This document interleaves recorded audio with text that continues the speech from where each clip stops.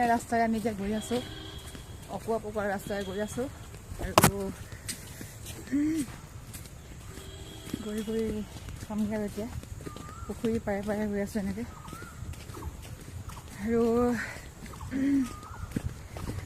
দিন বাৰখন গৈ আছে ক'লৈ গৈ আছোঁ আমি এতিয়া সুখৰ কাৰণে নে দুখৰ কাৰণে শান্তি নে অশান্তি আমি নাজানো কিন্তু এটা কথাই জানো যে ভাল কাম কৰিব লাগে সকলোতে ভাল কাম কৰিলে সদায় তাৰ ফলাফল তাৰ পৰিণতিটো সদায় ভালেই হয়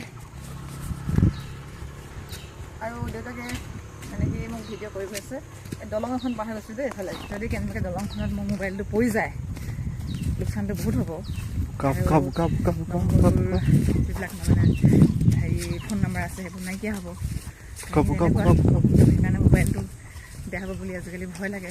আগতেতো মোবাইল নহ'লেও চলি গৈছিলে ন ৰাইজ মোবাইল কি চিৰিয়েলবিলাকত দেখিছিলোঁ দেই মোবাইল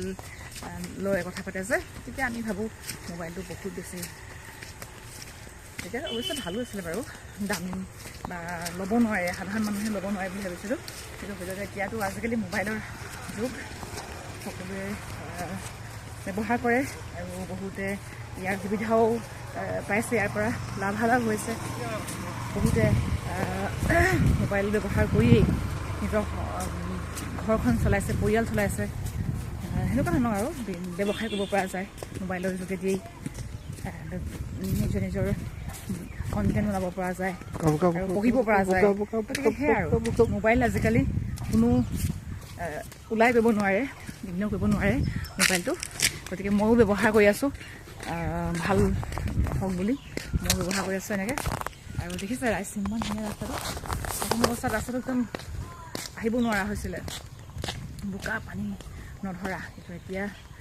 সুৰেণ ফুকন ডাঙৰীয়াদেৱে এই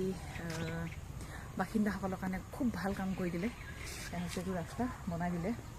এই যিটো মানে এইখিনি ঠাই সুৰেণ ফুকন ডাঙৰীয়াৰ হেৰিয়ত সমষ্টিতে পৰে আৰু তেখেতে খুব সুন্দৰ এটা ৰাস্তা ধন্যবাদ দেই